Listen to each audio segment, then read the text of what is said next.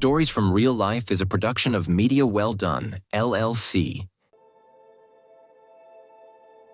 On this edition of Stories from Real Life with Melvin E. Edwards, most people celebrate the beginning of a dream or the moment it finally succeeds. But the hardest part of any journey is the middle. The messy middle where things don't go as planned, where doubt creeps in, and where life forces you to rethink what really matters. Today's guest, Lisa Parda, has spent years exploring how food, leadership, and everyday life can reveal something deeper about who we are and how we grow. This is a conversation about reinvention, resilience, and discovering joy right in the middle of the story.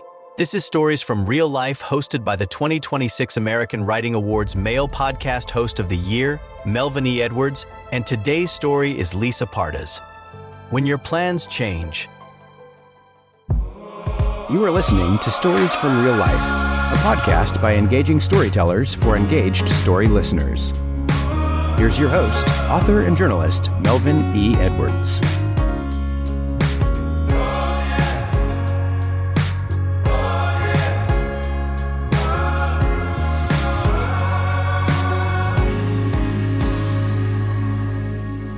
Hello again, and welcome to another episode of Stories from Real Life. I'm your host, Melvin E. Edwards. Thank you for joining me for the podcast where our real stories are so much more interesting than fiction. Like this one. Sometimes life doesn't ask for your permission before rewriting the script. Today's guest, Lisa Parda, is a real estate broker who pivoted to media, a radio host, and a forthcoming cookbook author. And she helps people redraw the map rather than fearing it. So Lisa, welcome to the show today. Thank you very much for having me. All right, let's jump right into the question. When did you start your first business, or when did you start your first entrepreneurial excursion, we'll say? Well, I will say I have always been obsessed with making money. In grade school, I would bring my toys or books that I was done using to school and sell them for lunch money. I would take my artwork to the bus stop. I was very much like the transactional piece of like understanding that. I've always been fascinated with that. But the first time I started, I would say a business was when I was 30 and I went into real estate. Okay, so not when you were a kid and, well, you sold stuff to the kids at lunch, but you weren't official then. You were just right. No LLC, no tax, no taxes. When the adult things come in and it becomes serious. Yeah, so I would say it was when I started my real estate business that I really got into understanding businesses, and I came out of the corporate world where I had seen business done on a corporate level and then just took it to self-employment. Okay, so as part of understanding the business world, what's the hardest truth about leadership that most people may not want to admit? I think you have to lead by example, and I think a lot of places want you to do what they say and not necessarily what they do. So I think it ends up becoming a very strange culture. So I think when people lead by example, then it helps the culture become more connected. And then everyone's learning from everyone else. Everyone's following everyone else. When you have good leaders, they also trust that the people who are doing the work also may have good ideas about how to do it better. And then there's an even exchange of being able to do that back. Okay. What is one moment in your life when everything could have collapsed, but for whatever reason didn't? I don't know. I felt like a lot of things in my life collapsed. So my original dream was to be an air traffic controller, and that collapsed, where I never got to actually take the test for the government when I was young enough to take the test. Real estate, I lived through the real estate 2008 crash with my clients. Some other things. I don't know. I actually feel that even though failure is devastating on one level, if we can learn from it and understand what it had to teach us, it can just be another experience. And as long as we make it out alive, we're okay. Make it out alive. That's the main goal. So who are some mentors or influences that shaped your personal approach to leadership? Probably say Gabby Reese. I'm not sure if you know who The Gabby Reese volleyball is. player? The volleyball player. Can I tell you something real quick how I know Yes. Gabby Reese? Yes. This In 1988, I was a graduate assistant at Rice University in the sports information department. And I was the PA announcer for the women's athletic program. And Gabby Reese played, if I remember right, for Florida State. They played Yes. Rice in Houston, and I was a PA announcer. And she was tall even for a volleyball player, and that's what stood out to me. Yeah. And that's how I know Gabby Reese. And she's a legend. She went on to play in the Olympics, and so you got to see some really cool athlete right there. Yeah, you probably got to see a lot of good athletes. Yeah, I did. Yeah. What's really funny is I met her, I think in 2017. I went to her XPT fitness event, and people say you should not meet the people that you admire, and she is an exception to that rule. She is just as wonderful and gracious and intelligent and smart and funny as she is, like she comes across. It's not a brand thing. It's really who she is. And the reason why I list her is I read her book, Big Girl in the Middle, back when she was playing volleyball and modeling and all of that. And I always identified something with her that I was interested in following her. And she was very entrepreneurial. She had her volleyball career, but she was always about making money. And she always understood, like she talks about her modeling career and how she knew it was for a season.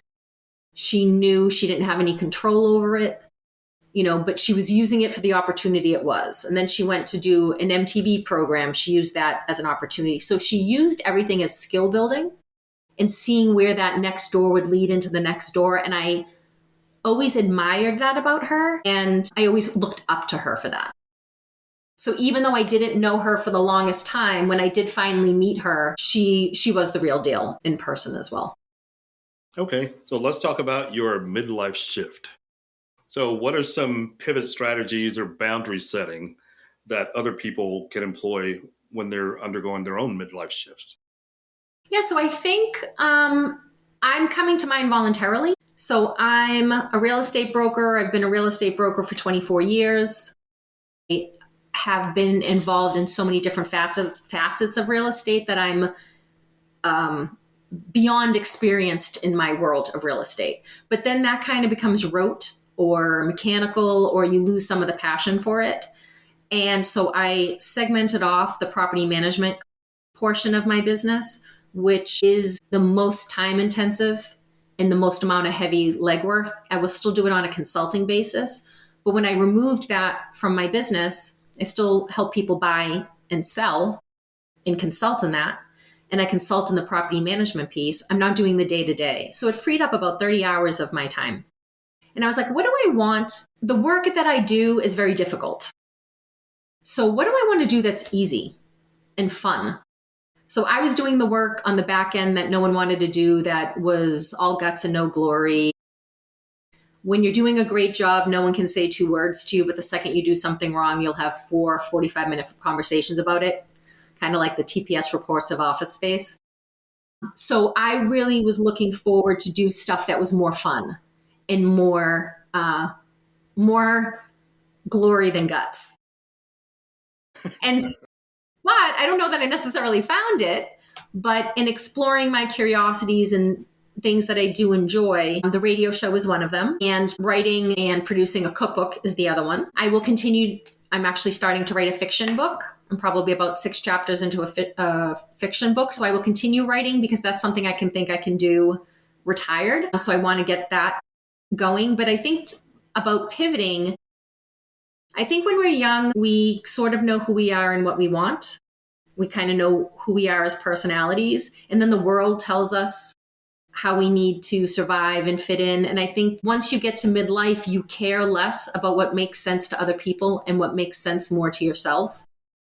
And if you follow that, I think you will get further along to where you need to be. Yeah, I've said that quite a few times. The one benefit of getting older is you care less and less about what other people think about you. When I was really young, I didn't care. When I was in my teenage years, people would tell me things. I'm like, I don't care what you say. Like I had a very heavy anti-authority matter with me. And, but then when I didn't get what I wanted, which was to be an air traffic controller, I was trying to figure out what else I would want to do.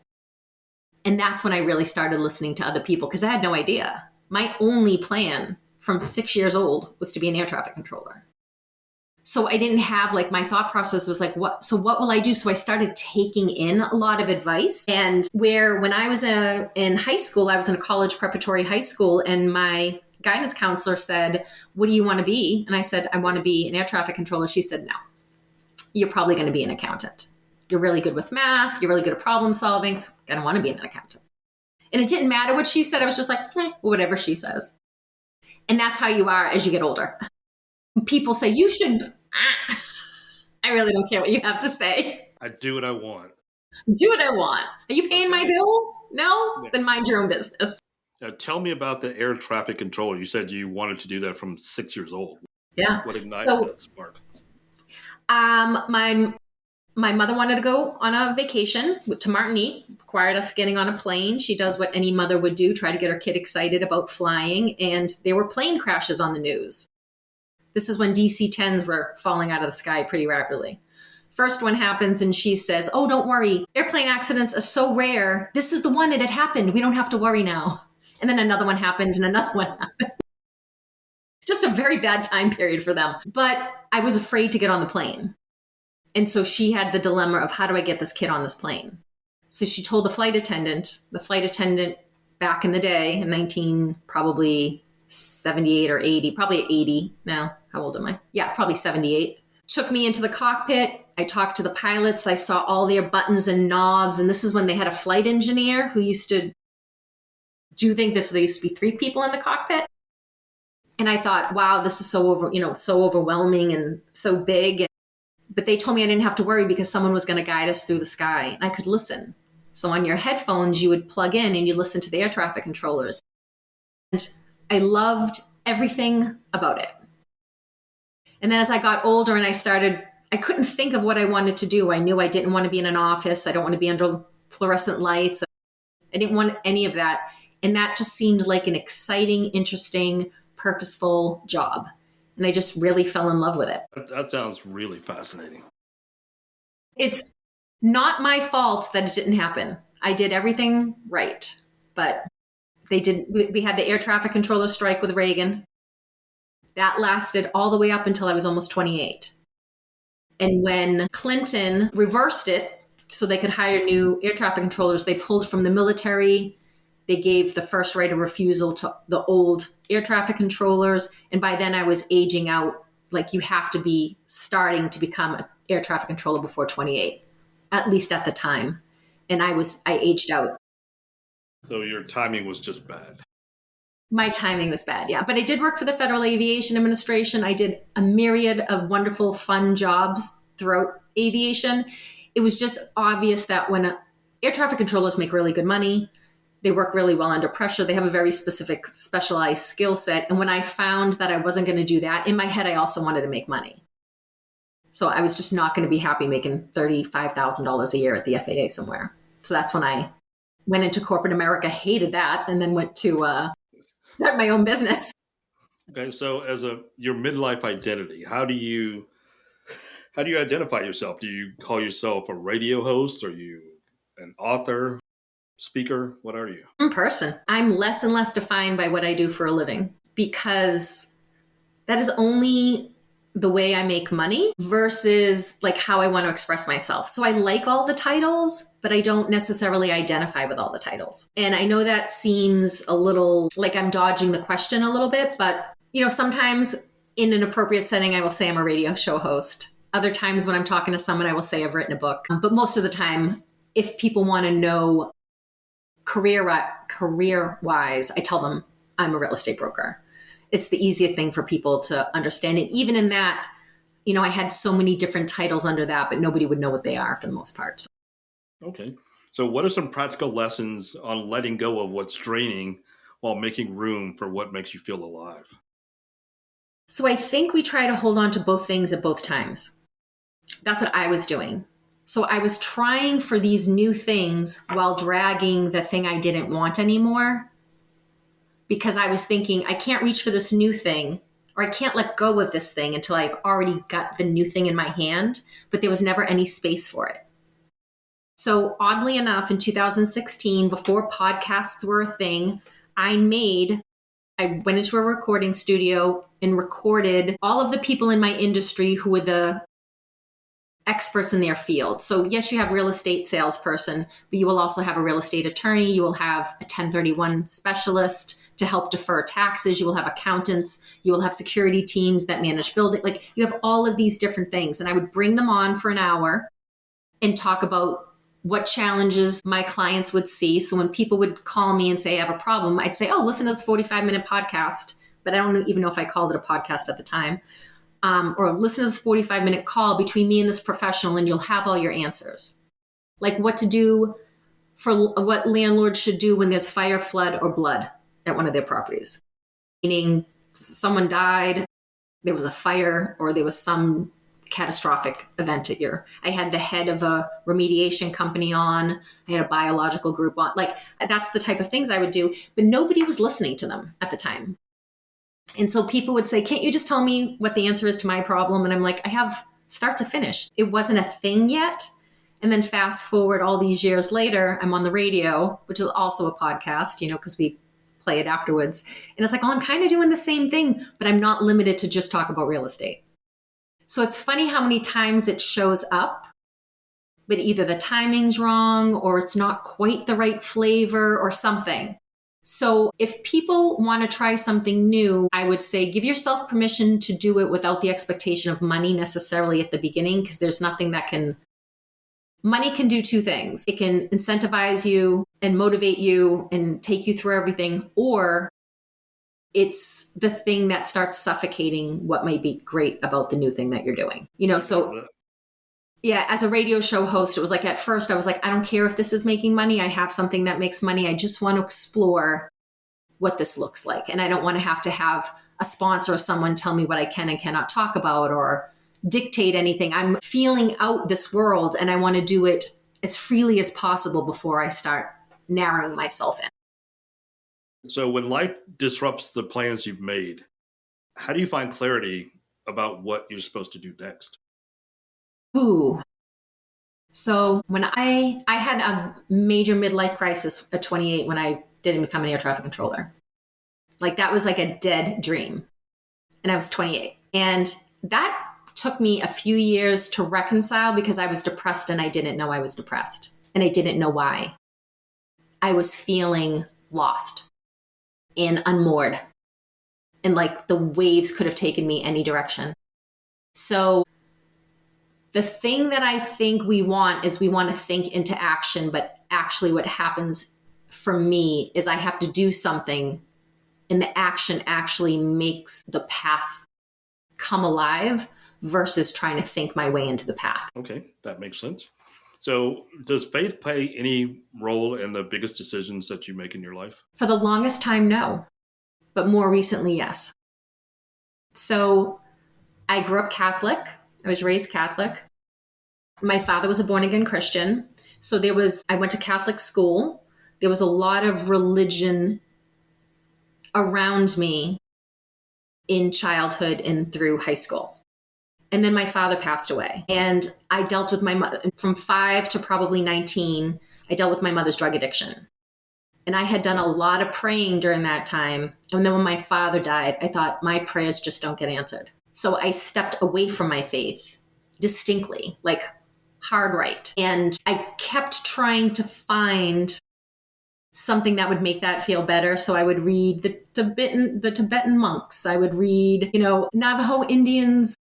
I would read about everyone's religion. I read about Judaism. I read about all these different religions. And then I would pick and poke the things I liked. Like, I really liked the Sabbath. I really liked the idea of this day of rest. Not that I would practice it very often, but I really like the idea of it. I should practice it is what I should do. But like, there were so many parts that it's like, oh, this is beautiful. I like it and I want to take it. And it was probably maybe 5 years ago at this point now. Yeah, I think it was 5 years ago that my faith in God came back in such a real and distinct fashion that it was just, and then it was I was probably finally at the age where I could stop running from it. And the hardest thing was learning to pray again, because I thought, well, I'm just going to get angry and resentful if I'm asking for things that don't get answered.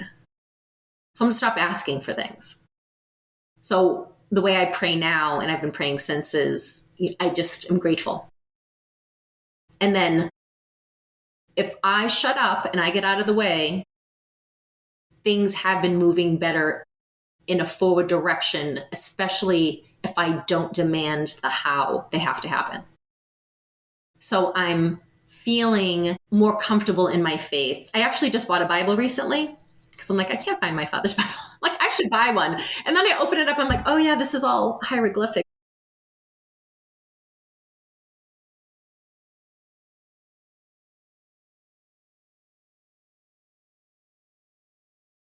Mhm.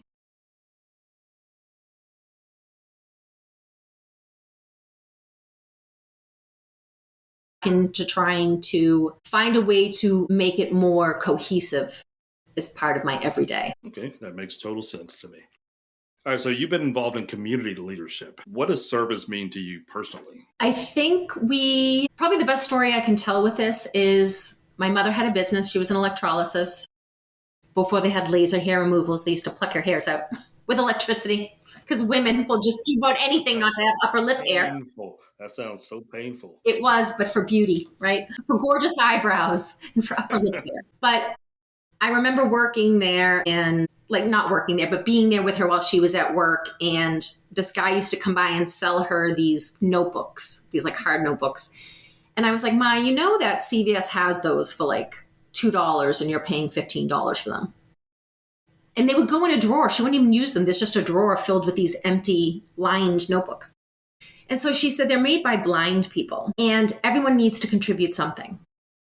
And you let people contribute what they contribute. So my idea of service is, I'm never going to ask you to give me what I need, but whatever you think you can give.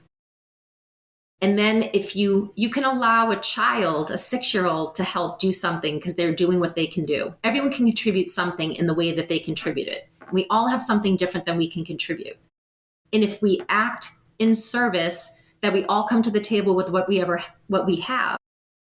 And then of course people can ask things of us and we can step up and see if that works for us or not. But I also think letting people come to you with what they do best and what they can give you freely is probably the best way for service to work. All right. So what separates a good leader from a truly impactful one? Do you have a distinction between those? Well, I would say that an impactful leader makes the hard choices about problems that no one else thinks they can solve. So I joke all the time, we try not to talk about politics on the radio show. We're trying to be 2 hours of feel good, laugh with us, hang out with us. And so we don't bring we try not to bring a political spin to it. But how I feel about politicians is the world has a lot of difficult problems to solve. And most of the problems are unsolvable, or we would have solved them by now. And to do the hard thing, someone's always going to be unhappy at whatever decisions you make. So now take out the political piece. In businesses, you have to make some decisions you don't want to make. You have to do things that you don't always want to do. I think that an impactful leader is able to do those and act in what's the best interest for everybody, for the business, for the company, for its people, for the product, whatever it is. You have to serve that as the guiding force. And that's what I think makes an impactful leader versus a good leader. Okay. So what's the most meaningful moment you've experienced while you're out serving your community? I'd say some of the most meaningful moments are with the kids. So, and probably with some elderly people too. So like when I manage apartment buildings, I'll be the landlord, for example, and you're fixing the water heater, you're doing all these things.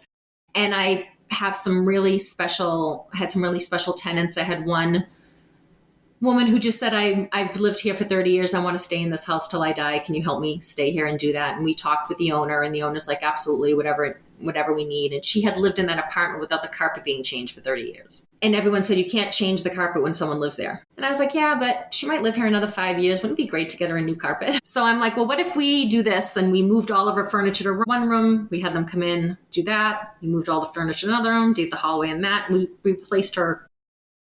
And I know that seems like so weird and trivial, but it seems like the most foundational, important place we have in the world is our homes. That's where we feel like we're kept in. I mean, we all watch the news and have the internet, so we're letting the world into our homes, but this is our place that we're like shielded from the world. And I think if you can do anything to make that the safest place that you can, the nicest place that you can, and when you can help people with that, I think that's very impactful. And like the little kids that, live in some of the places that I manage, they always made me feel the best. They were always real fun. Nice.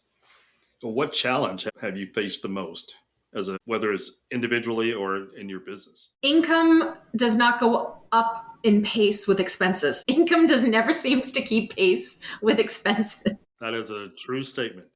So I don't know if I've ever solved that in all these years of business. So that's probably the biggest challenge. From every business could say that, I think. But I think as a group, our biggest challenge is going to be trying to understand how all of this technology really fits into our lives here on Earth. I think we live in an exceptional time. Don't think we even know. Everything happens so fast. And I was just talking to someone about AI today, and I don't know. That's going to be a really big challenge to see how it works, because I will tell you that as a business, I used to have very specific places to advertise, for example. I knew what my advertising budget was. I knew my 3 places to advertise. I knew how much to allocate. I saw a return on my investment. Now there's 1,000 places to advertise. None of them have information about return on investment. None of them, I don't know. Everything just seems like so many more choices, but not necessarily better options. And then AI comes in, and I may be as dense as like a block of concrete, but I really don't understand how AI is fixing everything. I don't. And everyone keeps selling it as the next promise. So I'm going to think that's the biggest challenge we have. Okay. So what do people misunderstand about resilience? What do you think the definition of resilience is? I think resilience is being able to be malleable into situations and to be able to conduct yourself in a way that is appropriate for any time in a challenge. What do you think resilience is? Well, I was going to say it's not giving up, but it's not quitting. So you may give up, but then you start again. I think a lot of people think resilience means you just don't quit. You don't ever give up. But I think you can give up plenty of times as long as you try and try again.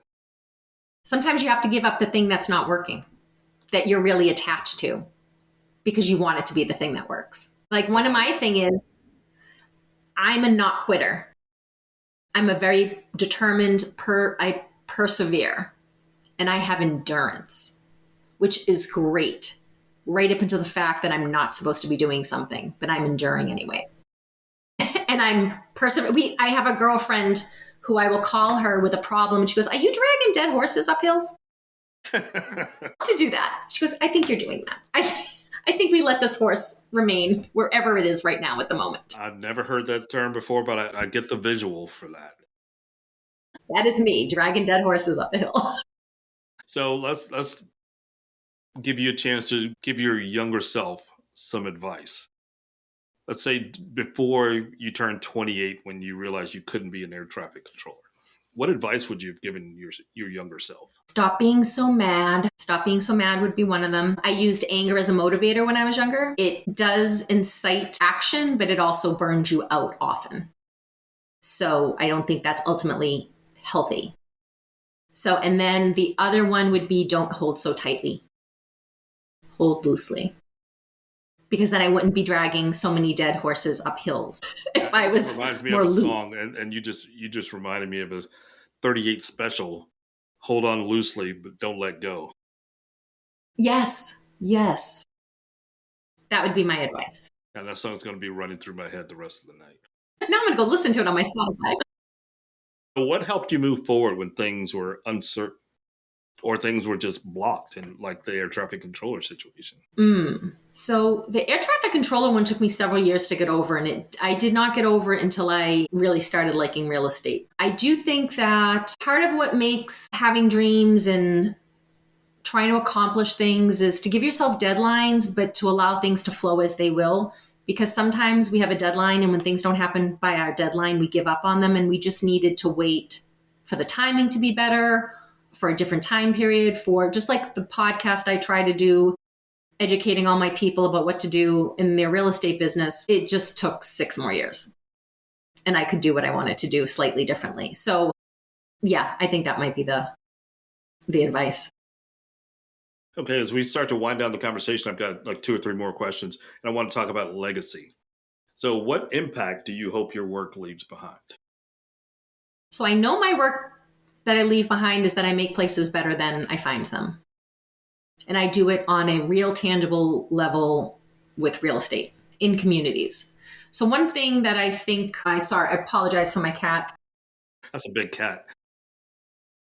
He is healthy and well fed. He does not go hungry around here. And he's so interested in our conversation. What were we talking about before the cat interrupted me? About what you want to leave behind. Okay. Yeah. So one thing that people don't understand is that a local community needs to have local businesses. It needs to have local people. And that's who cares about your community. You know, it's great when a big corporation comes in and does some really good community events. That's really good. But what's better is when businesses are sitting in an area and they're part of the community, and the communities look nicer, they feel nicer, they have more social responsibility to each other. And I know that when we go in, I've had police that have had to show up at our buildings because we buy these buildings and they're cheap for a reason. And they take a lot of work, but 18 months later, they're beautiful and they're functional and have good people in there, and they have great businesses on the first floor and tenants above them and all of these wonderful things. And it becomes a productive member of the community. That's when you turn a building into a productive member of the community. It's providing something back. And, you know, I would love when the cops come to me and they'll say, you know, especially when I'm first known to some cops, they'll be like, why are you buying this building? Like, do you know what you're getting yourself into? And it's like, oh, I know what I'm getting myself into.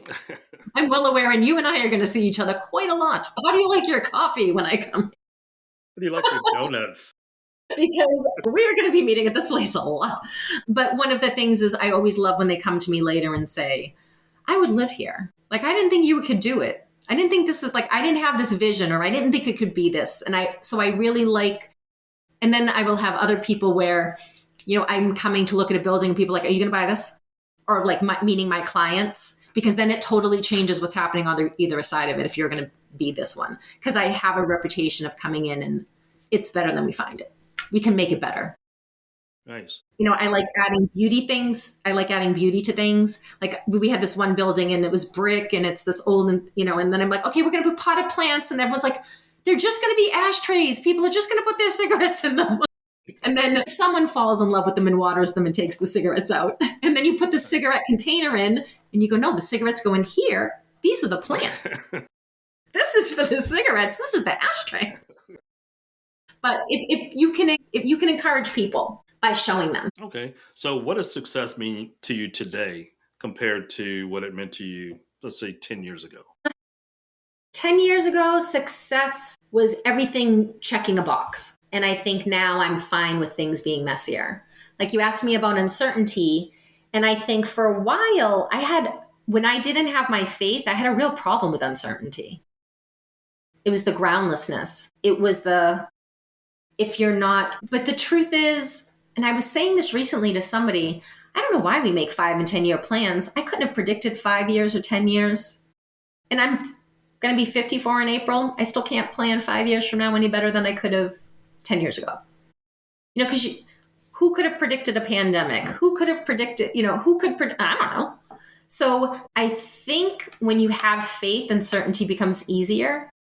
For me, it did. But there's a beautiful book by Pema Chopra about, and I might be pronouncing her last name a little bit wrong, but it's called Living with Uncertainty. And that's a book that I've read probably every year for almost 20 years to remind me that most of it's ego, most of it is a lie. Anyone who's ever had the before and after moment of losing someone or getting a cancer diagnosis or something, you were a different person before and you were a different person after.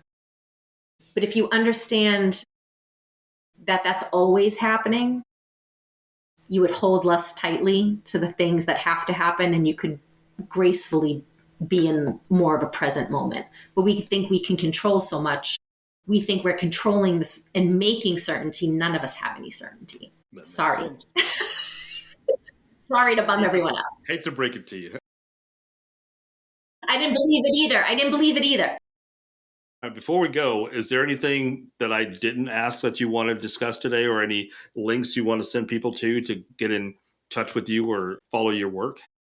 Yeah, so I'm a real estate broker in New Hampshire. The name of the company is Realtyscape Brokerage, especially if you like income generating real estate. I'm your girl here.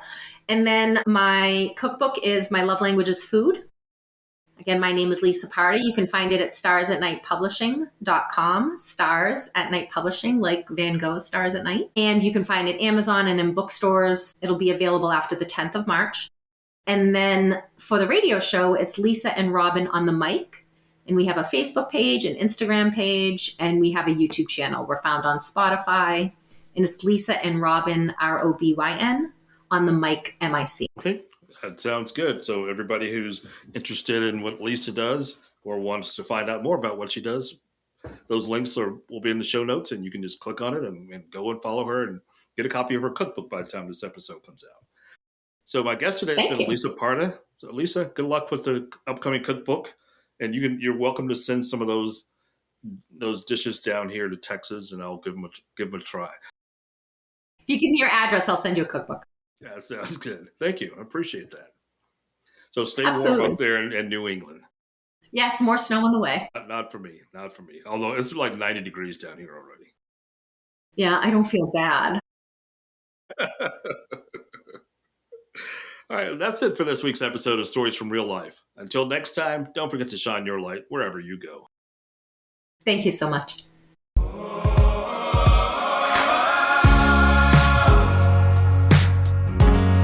That was Stories from Real Life. Join us again next week for another great storytelling journey. See you next time.